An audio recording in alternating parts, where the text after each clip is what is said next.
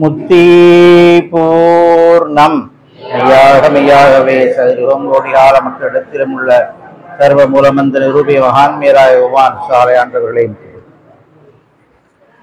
பரமனே உருவேடத்து பாரிடை குருவாய் வந்த துறவலர் கரசே காமீல் தொன்மறை புகழும் தேவே அருநடை பாகம் நோவ அடிமைக்காயிறங்கி வந்த மறைமணி ஞான வாழ்வே மார்கணன் நாதா போற்றி. நமது குலதெய்வம் பிரம்ம பிரகாச மெய்வழிச்சாலை ஆண்டவர்களை நினைந்து பணிந்து போற்றி வஸ்து என்ற தலைப்பில் எனக்கு தெரிந்ததை புரிந்ததை உங்களோடு பகிர்ந்து கொள்கிறேன். இங்கு சிவகாசி வேதம் ஓதும் பாடசாலைக்கு திரண்டு வந்திருக்கும் அனைவருக்கும் நமஸ்காரம். வஸ்து அப்படின்னா சமஸ்கிருதத்துல பொருள் அப்படின்னு ஒரு அர்த்தம் இருக்கு. முதலில் இருந்தது கூறிய இருள் வஸ்து. முதல்ல இருந்தது கூறிய இருள் வஸ்து. அந்த இருள் வஸ்திற்கு பிரம்மம் என்றும் அனாதி என்றும் அது என்றும் இன்னும் பல பெயர் உண்டு. ஆதிக்கு முன் ஆதி நாளில் கூறிய இருள் வஸ்து உண்டாகி இருந்தது. அந்த கூறிய இருள் வஸ்துவானது பல கோடி ஆண்டுகள் ஆன பிறகு அதிலிருந்து அன்றும் இன்றும் என்றும் ஒன்றாவதார பொன்றாத உதயம் தெய்வீக ஏகரூப கிரணை பிழம்பை வெளியாக்கினான் அப்படின்னு நமக்கு மான்மியத்துல தெய்வம் குறிப்பிடுறாங்க. அப்ப இருள் வஸ்துவிலிருந்து அது பிரகாச வஸ்துவாக அது மாறுது. இதற்கு பல கோடி ஆண்டுகள் ஆகின்றன. அந்த பேரொளி பிழம்பானது அது பேரொளி பிழம்பாயிருச்சு. அந்த பிழம்பு சூரியன், சந்திரன், மின்பனி, தாரகை, இப்படி இந்த எண்ணத்திடங்காத அந்த ஜீவராசிகளை எல்லாம் படைத்திருக்கு. அப்ப இப்போ நம்ம ஞானிகள் அடக்கமானவங்க எல்லாரும் 40 நாளுக்கு அப்புறம் எங்க இருக்காங்க அப்படின்னா அந்த இருள் வஸ்து அந்த பிரம்மத்துக்குள்ளதான் அடங்கிடுறாங்க. அந்த பிரம்மமானது ஆயுதம் நெருப்பு தீண்டாதது. அங்க யமனால் தீண்ட மாட்டான். அந்த எல்லைக்குள்ள பூந்தாட்டான்.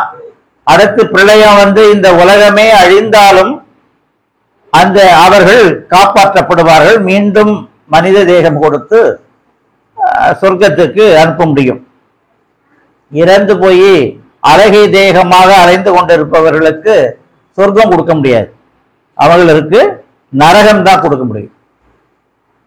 அப்ப நாம ஒரு வஸ்து, ஒரு பொருள், அது இருள் வஸ்து பிரகாச வஸ்துவாக இருக்கு. அந்த பிரகாச வஸ்துனுடைய சக்தி என்ன அப்படின்னு பார்த்தோம்னா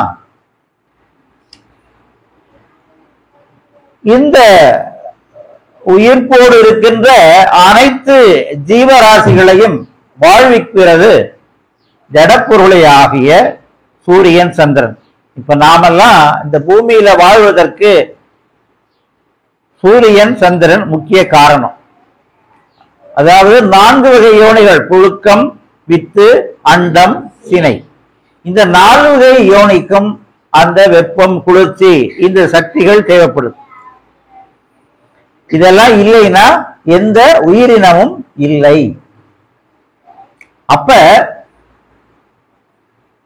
தெய்வம் கேட்கிறாங்க, இந்த உலகத்தில் உள்ள கோடானை கோடி உயிர்ப்பொருள்களை உருவாக்குகின்ற ஜடப்பொருளாகிய அந்த சந்திரனையும் சூரியனையும் உண்டாக்கியது எது?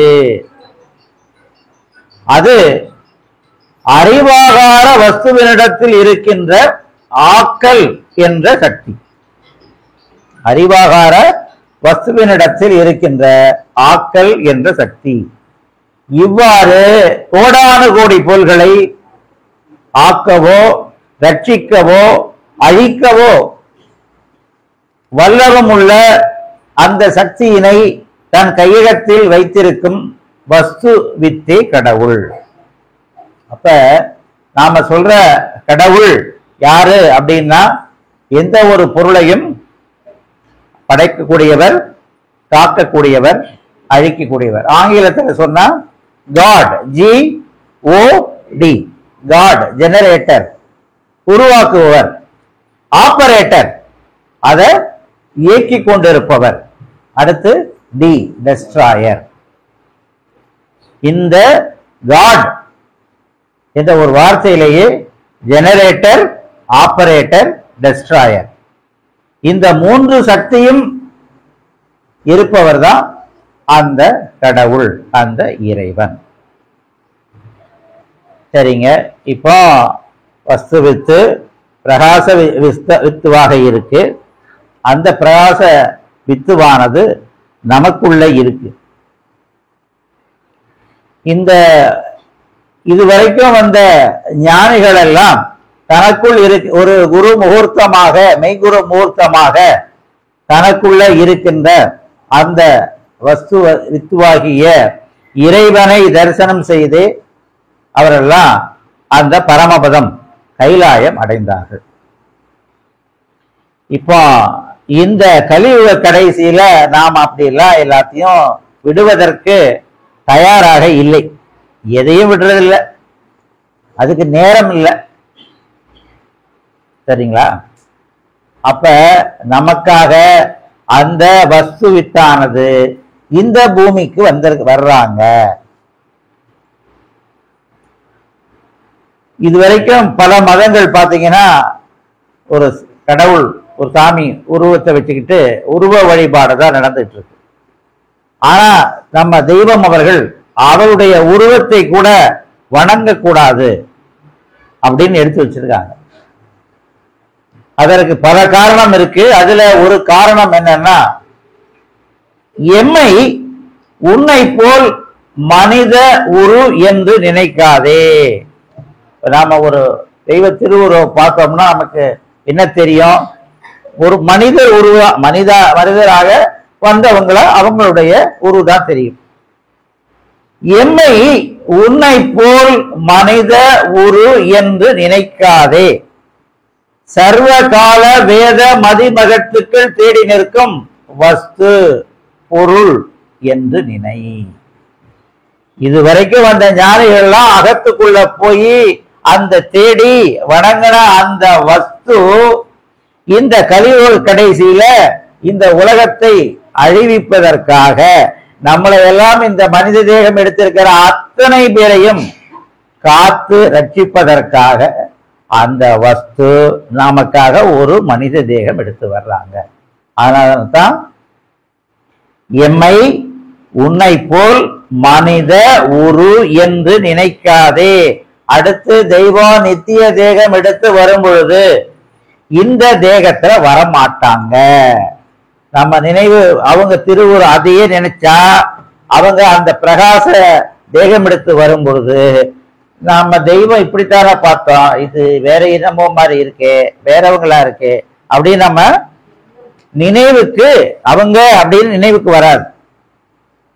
அவருடைய நாதம் மாறாது. இப்ப என்ன நாதம் நாம திருவொலி வசனம் கேட்கிறோமோ அந்த நாதம் மாறாது. ஆனால் அவருடைய அந்த உரு மாறிவிடும். அப்ப எம்மை உன்னை போல் ஒரு மனித உரு என்று நினைக்காதே, சர்வகால வேத மதி மகத்துக்கள் தேடி நிற்கும் வஸ்து பொருள் என்று நினை. அப்ப அவர்கள் ஒரு அழியா வஸ்து, நம்ம எல்லாம் அழியாமையில் ஆக்குகின்ற வஸ்து. இன்னொரு வாக்கியத்துல எழுத்தாலான வேதத்தை உண்டாக்கியது மனித தேகம். இப்ப எல்லா ஞானிகள் தனக்குள்ள உள்ள அந்த வஸ்துவை தரிசனம் செய்து இப்படி இருக்காங்க, அந்த வஸ்துவினுடைய பெருமையை வேதமாக நமக்கு அருள் இருக்காங்க. அப்ப எழுத்தாலான வேதத்தை உண்டாக்கியது மனித தேகம். இந்த மனித தேகத்தை உண்டாக்கிய ஸ்ரீவித்து எதுவோ அதுவே வஸ்து வித்து. இந்த தேகத்தை உண்டாக்குறது ஒண்ணு இருக்கும்ல, இந்த தேகத்தை உண்டாக்கியது எதுவோ அதுதான் ஸ்ரீவித்து, அதுதான் வஸ்து வித்து.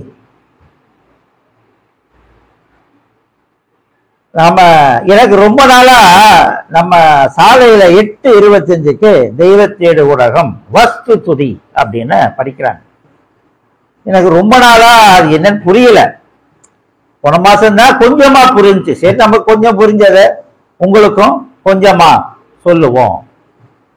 அதனுடைய தலைப்பே பார்த்தீங்கன்னா தெய்வ தேடு ஊடகம். அப்ப தெய்வத்தை தேடு, கூடு எங்கன்னா அகத்துல. நம்மளுடைய வழிபாடு எல்லாம் இங்க புற வழிபாடே இல்லை. நம்ம வழிபாடு புற வழிபாடு அல்ல, அக வழிபாடு. தெய்வம் அந்த பண்டையால் அரவலா வந்துட்டு தெய்வம் துந்துமி குழல் வாச உன்ன வெளியில வரும்போதே சொல்ல சொன்ன மந்திர வாசகம் என்னன்னா, கண்டேன் தேவாதியை கிடைத்தேற. எங்க கண்ணு யார பாக்குது? தெய்வத்தை தான் பாக்குது. தெய்வத்தை தான் எல்லாரும் பார்த்திருப்பாங்க. ஆனா சொல்ல சொன்னது கண்டேன் தேவாதியை கிடைத்தேற. அந்த தேவாதியானது நமக்காக தவம் இருந்து நமக்கு இனாமாக இலவசமாக கொடுப்பதற்காக அவங்க கஷ்டப்பட்டு பசி எடுத்து குடல் கருக அவங்க தவம் செய்து நாம கிடைத்தேறுவதற்காக இந்த உலகம் முழுக்க திரண்டு வந்தாலும் நம்ம எல்லாம் கிடைத்தேற வைப்பதற்காக அவங்க தவம் இருந்தார். அப்ப கண்டேன் தேவாவியை கிடைத்தேற, நாம கிடைத்தேறுவதற்காக தேவாவியை காண வைத்தார்கள். அப்ப வஸ்து துதி, நாம அந்த தெய்வ தேடு ஊடகத்துல முதல் பகுதியே வஸ்து துதி. அகமியம காமியம கூறின் நகமிய மதொலிய நவினாவு தகு தலை கண் ஆறு பெயரகர நிகரிலவனவனுள்ள நாமே. வஸ்துவை துதிக்கிறோம். எப்படின்னா எப்படிங்க? வஸ்து துதி எடுத்த உடனே எப்படி ஆரம்பிக்கிறாங்க? அகமியம். அகமியம காமியம கூறின் நகமியமது ஒலி என வினாவு. அகமியம் காமியம் இருக்கு. அகமியம்னா அகத்தில் இருப்பதெல்லாம் அகமியம். காமியம் என்பது இந்த புற உலகத்தில் இருக்கின்ற நாம இச்சைப்படுகின்ற ஆசைப்படுகின்ற பொருள். இப்ப நீங்க புறத்துல நிறைய பொருள் இருக்கு. சூரியன் இருக்கு, சந்திரன் இருக்கு, நட்சத்திரம் இருக்கு. யாராவது சூரியனை வாங்கணும், சந்திரனை வாங்கணும், கடலை வாங்கணும்னு ஆசைப்படுறோமா? கடல்ல வேணா காசு இருக்கிற ஆளு கப்பல் செஞ்சு ஓட்டுறாங்க. சந்திரனுக்கா போறாங்க வர்றாங்க, ஆராய்ச்சியாளர்கள் போறாங்க வர்றாங்க. நாம இப்படி போக வர்றதுதான் ஒருத்தர் ஆசைப்பட முடியும். நான் சந்திரனையே வாங்க போறேன்னு வாங்க முடியுமா? 7 கடல் இருக்கிறதா சொல்றாங்க. இந்த 7 கடலையும் வாங்க முடியுமா? அப்ப நாம புறத்தில் இருக்கின்ற பொருள்களில் நாம ஆசைப்படுகின்ற பொருள் என்னென்னலாம் ஆசைப்படுவாங்க? நிலத்தை வாங்கணும்னு ஆசைப்படுவோம், தங்கம் வாங்கணும்னு ஆசைப்படுவோம், காரு, பைக்கு, இப்படி நாம சொகுசாக இருப்பதற்காக, எப்படிங்க சொகுசா இருக்கிறதுக்குன்னு என்னென்னலாம் நம்மால முடியுமோ போட்டி போட்டுக்கிட்டு, யாரு கூட போட்டி போடுவோம்? ஒண்ணு பக்கத்து வீட்டுக்கார, இல்ல சொந்தக்கார. பக்கத்து வீட்டுக்கார, சொந்தக்கார. குடிச வீட்டுல இருக்கிற ஆளு சொந்தக்காரன் ஓட்டு வீடு கட்டினா என்னங்க செய்வோம்? வீட்டம்மா சும்மா விட்டுருமா? இன்னும் குடிசையிலேயே இருக்கீங்க பாரு, அவங்க எல்லாம் ஓட்டு வீட கட்டிட்டாங்க. உடனே ஓட்டு வீட, இவர் காசு எங்க கடனை வாங்கி ஓட்டு வீட கட்டுவார். அதுக்கப்புறம் அவங்க ஓட்டை இடிச்சு விட்டு தார்சு வீடு கட்டினா இவங்க சும்மா இருப்பாங்களா? இல்ல, நாமளும் தார்சு வீடு கட்டணும். அப்ப இந்த இச்சிக்கக்கூடிய ஆசைப்படுகின்ற பொருள்களுக்கு பேரு காமியம். நாம நிறைய இந்த காமியம் என்று சொல்லப்படுகின்ற அழிந்து போகின்ற புறப்பொருள் மேலதான் ஆசைப்படுறோம். நாம இந்த அழிந்து போகின்ற பொருள்கள் மேலதான் ஆசைப்படுறோம். அப்ப இப்படி அகமியம் காமியம் என்ற இருகூறிலே அகமியம் அது ஒளி என வினாவு. அகத்துக்குள்ள நாம போனோம்னா, அகத்துக்குள்ள உள்ள அழியா பொருளை சம்பாதிக்கணும்னா ஒளியின் மூலமாக சம்பாதிக்கலாம். இறைவன் என்பது ஓசையும் ஒலியோன் ஓங்குரு பூமி ஈசராம் இருப்பு இமய மேருவிலே. ஓசை ஒலி, ஓசையும் ஒலியோன் ஓங்குரு பூமி ஈசராம் இருப்பு இமய மேருவிலே. ஜீவனுக்கு மெய் உணர்ச்சி தைப்பது காது வழியாகத்தான். இந்த தூள உடல் நாம அனுபவிக்கிறதுல இந்த தூள உடலுக்கு தான் அனுபவிக்கிறோம். நல்லா பசியாடுறோம், சொகுசான வீடு, நல்ல ஏசி, நல்ல நகை, காஸ்ட்லியான பட்டு புடவை.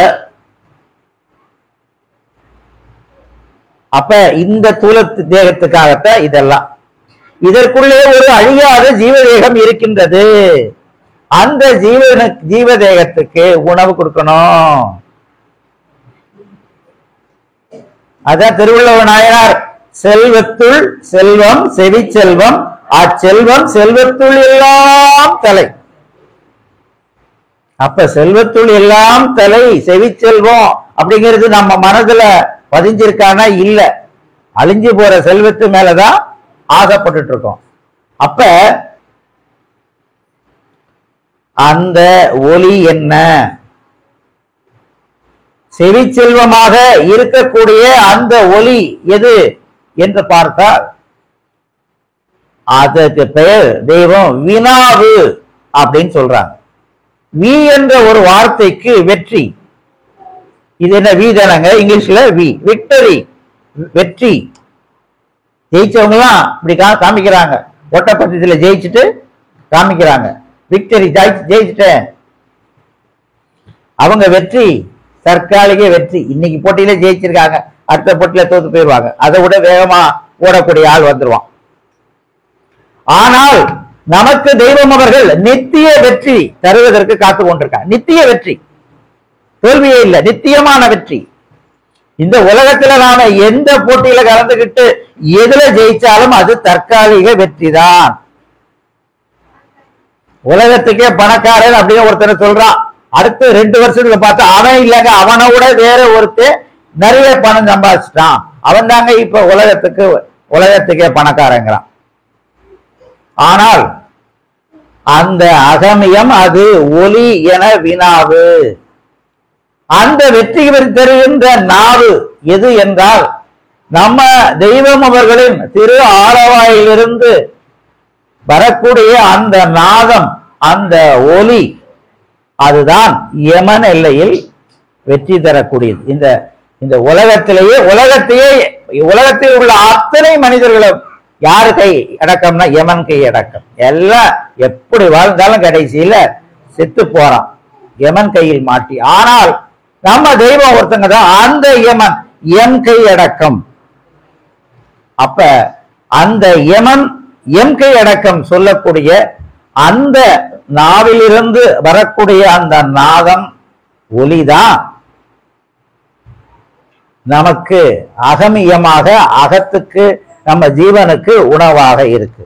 அகமியம் அகாமியம் அது ஊரின் அகமியம் அது ஒலி என வினாவு தகு தலைக்க நாகு பெயர் ஆகர. அந்த இறைவன் எப்படிப்பட்டவன்? நிகரில் அவன் அவன் என்னுள்ள நாவை. நிகர் இல்லாதவன் இறைவன், நிகர் இல்லாதவன் அவன் என்னுள்ள. மனிதனாக பிறந்த நம்ம எல்லாத்துக்குள்ளேயும் அந்த வஸ்து வித்து அந்த கடவுள் அந்த இறைவன் நமக்குள்ள இருக்க. அதிலேயே அந்த வஸ்து அந்த நிகரில்லாதவன் யாரு அப்படிங்கிறத, நிகரில் அவன் அவன் என்னுள்ளன், அது யாருன்னா நாமே. நீ யாரோ எவரோ அப்படிலாம் நினைச்சுக்காத, அதுவும் நாம் தான். இதுக்கு மேல என்னங்க வேணும்?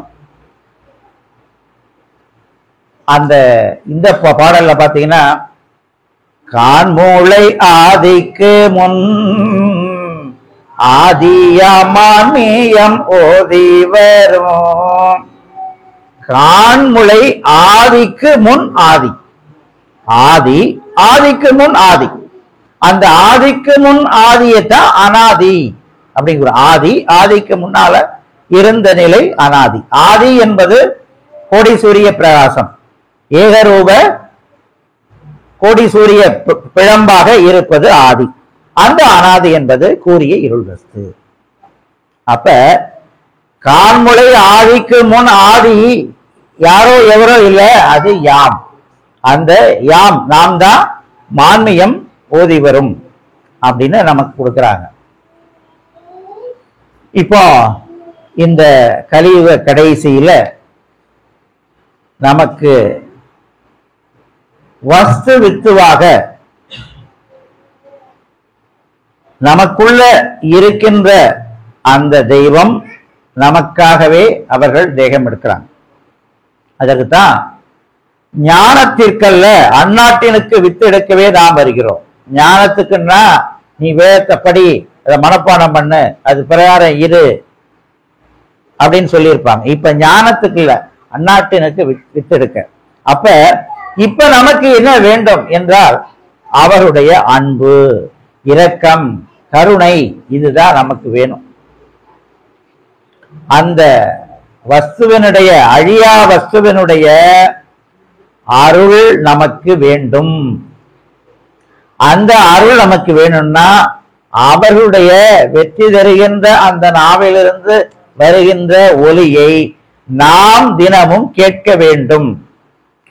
ஸ்கூல்ல எல்லாங்க பாத்தியாரு புக்கை வச்சு படிச்சு சொல்லி கொடுத்துக்கிட்டே இருப்பார். புக்கை வச்சு படிச்சு சொல்லி கொடுத்துட்டு இருப்பார். திடீர்னு ஹெட் மாஸ்டர் கூப்பிடுறாருன்னு ஒரு ஆள் பியூன் வந்து சொல்லுவான். சொன்ன உடனே இவர் என்ன செய்வாரு, நீ ஒரு பக்கம் படி நீ ஒரு பக்கம் படி சொல்லிட்டு அவர் போயிடுவார். இப்போ தெய்வம் தூர திருமேனியோடு இருந்து நமக்கு போதித்து கொண்டிருந்தார்கள். அவர்கள் போதித்ததெல்லாம் இப்ப நமக்கு வேதமாக இருக்கு. நாம அதற்கு ஒலி நாம தான் இப்ப கொடுக்கணும். அவங்க கொடுத்துட்டாங்க, அவங்க ஒலி கொடுத்துட்டாங்க. அந்த ஒலியையும் செயலுடையதாக ஒலியாக இருக்க உங்களுக்கு நீங்க புரிஞ்சு படிச்சாலும் சரி புரியாம படிச்சாலும் சரி ஒன்றை மட்டும் புரிஞ்சுக்கணும், அவங்கதான் தெய்வம், அவங்கதான் வஸ்து வித்து நமக்குள்ள இருக்கிறாங்க. நாம அவங்களைத்தான் அடையணும். அதற்குதான் மனிதனமாக தேகம் எடுத்திருக்கோம். இந்த மனித தேகம் எடுத்துக்கு முன்னாலும் அவங்க கூட தான் இருந்தோம். இப்ப மனிதனா எடுத்திருக்கோம் தேகம். மறுபடியும் அவங்க கிட்ட தான் போகணும். அதற்கு ஒரே வழி, அதுதான் வழி வழி என்பார், வழி வேறு இல்லை, மெய் வழி ஒன்று, வாழியில் வழியே, வேற வழியெல்லாம் இல்லை. அதுதான் என்னை நம்பின பேருக்கெல்லாம் இருக்கிறோம் மீட்பின் திட்டம். நம்மளாதாங்க கண்கூடா பார்க்கிறோம். எத்தனை அடக்கம் கண்கூடா பார்த்துக்கிட்டு இருக்கோம். இதுக்கு மேல என்னங்க நம்புவதற்கு வேற என்ன வேணும்? செயல் தானே வேணும். அவர்களை யார் நம்பி வணங்கி கொண்டிருக்கின்றார்களோ வணங்கிட்டு இருக்கிற அத்தனை பேரையும் யமனிடமிருந்து காத்து ரட்சித்துக் கொண்டு இருக்கின்றார்கள். இதுக்கு மேல என்ன வேண்டும்? கால கால நீள கால மேல மோடி நாளோடிய கடை நாளாகின நாளும் பொழுது போய் சாயும் காலமாச்சு நல்லர்கள் மீட்பும் தொடர்ந்தார் நாளோ கடை நாளாகின வாழும் யூகம் பாழாகுவன் ஆலயத்தில் இங்கே சாலை சத்தம். நீங்க ஆதிமை உதயபூர்ண வேதாந்தம் 400ஆம் பக்கத்துக்கு மேல படிச்சீங்கன்னா இந்த உலக அழிவு இதை பற்றிய வசனங்கள் பாடல்கள் இதுதாங்க இருக்கு. இந்த கிரந்தத்தில் செயலில்லாத வாசகமே கிடையாதுன்னு அருளி இருக்கிற ஒரு வேதத்துல நிறைய பகுதி பிரளயத்தை பற்றியும் அழிவை பற்றியும் நமக்கு அருளி இருக்காங்கன்னா அது எப்படி நிச்சயமாக இருந்தால் அதற்கு அவ்வளவு முக்கியத்துவம் கொடுத்து நமக்கு அருளி இருப்பாங்க. அப்ப இந்த கழிவு கடைசியில இருக்கும், அழிய போது அழியருக்கு முன்னால அந்த வஸ்துவித்துவாகிய இறைவனே மனிதராக தேகம் எடுத்து வந்து நீ என்னைய நீ மனித ஊர் நினைக்காத, எல்லா ஞானிகளும் தேடின்னு இருக்கின்ற அந்த வஸ்துவித்து உனக்காக. ஏன்னா அரூபத்துல இருக்கிற இறைவனை நம்மால அறிந்து கொள்ள முடியாது. அதற்கு ஒரு மெய்யான குரு வேண்டும். அதுதான் அறிவறி பாடத்துல ஆதி துணை ஆதியே துணை ஆதியை அறிய குருவே துணை. தெய்வம் இருந்த வரைக்கும் ஆதியை அறிவதற்கு ஒரு குரு வேண்டும். தெய்வமோ ஒரு குரு முகூர்த்தமாகத்தான் இந்த ஞானத்தை பெற்றார்கள். சரி, இப்ப நீங்க யாராவது குரு வேணுமா அப்படின்னா இல்ல, ஆதியே வந்த பிறகு அப்புறம் இதுக்கு குரு அவங்களே தானே வந்துட்டாங்க, அவங்களை அறிவதற்கு தான் குரு வேணும், அவங்களே வந்தாச்சு. இன்னொரு இடத்துல என்னையே நினைந்தது உன் மனத்தினை என்னிடையே வை, என்னையே நினைந்திரு நீ மற்றனக்கே பூஜனை செய், என்னையே குருவாக்குள். நீங்க குருவா எனக்கு குரு வேணும்னா என்னையே ஏற்றுக்கோ. அவங்கள குருவாக ஏற்றுக்கொள்ளணும், நாம ஏற்றுக்கணும். என்னென்ன செய்யணும்? என்னையே நினைந்தது உன் மனத்தினை என்னையே வை, என்னையே நினைந்திரு நீ மற்றனக்கே பூஜனை செய். இதெல்லாம் செஞ்சாத்தான் அவங்கள குரு அப்படின்னு எடுத்துக்க முடியும். எதையுமே செய்யாம தெய்வமே நீங்க தான் குருன்னா அவங்க எப்படி என்ன செய்வாங்க? இன்னைக்கு நான் பேசுறேன்னாங்க, யார் காரணம்? தெய்வம் தான் காரணம். தெய்வம் இது இப்படி இருக்கும், ரைட், ஒரு புரிதல் கொடுக்கறாங்க, நம்மளால பேச முடியுது. அப்ப நாம அவங்கள நினைச்சுக்கிட்டு இருந்தா தான் நம்ம நினைவுல போதிப்பாங்க. நாம அழிஞ்சு போகின்ற காமியமாக இருக்கின்ற புறப்பொருள்களையே நினைச்சுக்கிட்டு இருந்தா அவங்க எப்படி கொடுப்பாங்க? அப்ப உங்களுக்கு குருவா வேணும், வேற குரு வேணும்னா அவங்கள குருவாக ஏற்றுக்கோங்க, அதுக்கு தயாரா இருக்காங்க. அதுதான் தேவாதி தேவா திருவையாரா திருவரங்க திருக்கைலாச வாசா தீன்குல திலகநாயகா தேவ பரமண்டலத்தின் பிதாவே திரண்டு அனைத்தும் ஒன்றாக வந்த மெய்வழி தெய்வமே. இப்ப இந்த கலியுக கடைசியில அவர்கள் தெய்வமாக நமக்கு வர்றாங்க. மாதா பிதா குரு தெய்வம் அந்த என்ற 4ல இப்ப அவர்கள் நமக்கு இதுவரைக்கும் இப்ப இருக்கிற அனந்தாய தேவர்களுக்கு அவர்கள் குரு குரு முகூர்த்தமாக அவர்கள் போதித்து அந்த விஸ்வரூப தரிசனையை தனக்குள் இருக்கின்ற அந்த இறைவனை அந்த வஸ்து வித்துவினை தரிசிக்க வைத்தார்கள். அப்படி தரிசிக்க வைத்துட்டு உபதேசம் முக்திக்கு அல்லன்ட்டாங்க. உபதேசம் முக்திக்கு அல்ல, முக்திக்கு மூலம் ஆசானின் இரக்கம். அப்ப ஆனா யாருனாலும் நீ என்னை தெய்வமாக எடுத்துக்கொள், நாம அவங்கள தெய்வமாக வணங்கினா அவங்க யமன்பதி எல்லையில் நம்மள யமன்ட்டு காப்பாத்துவாங்க. ஆகவே இந்த கலியுக கடைசியில அந்த ஆதிக்கு முன் ஆதி அனாதியாக பிரம்மமாக அதுவாக இருந்த கூறிய இருள் வஸ்துவானது இந்த கலியுக கடைசியில பேரொளி பிழம்பாக அருட்பெருஞ்சோதியாக பிரம்ம பிரயாச மெய்வழிச்சாலை ஆண்டவர்களாக அவதாரம் செய்து நமக்குள் இருந்து அவருடைய அந்த விஸ்வநாதத்தின் மூலமாக நம்மையெல்லாம் யமனிடமிருந்து காத்து ரட்சித்துக் கொண்டிருக்கின்றார்கள். அந்த வஸ்து வித்துவாகிய நம் தெய்வம் அவர்களை நாம் தினந்தோறும் நினைந்து பணிந்து போற்றி புகழ்ந்து மேலாம்பரமான நாலாம்பதத்தை பரமபதத்தை நாம் எல்லோரும் அடைவோமாக. முத்திப்பேரை தொடரும். நமஸ்காரம்.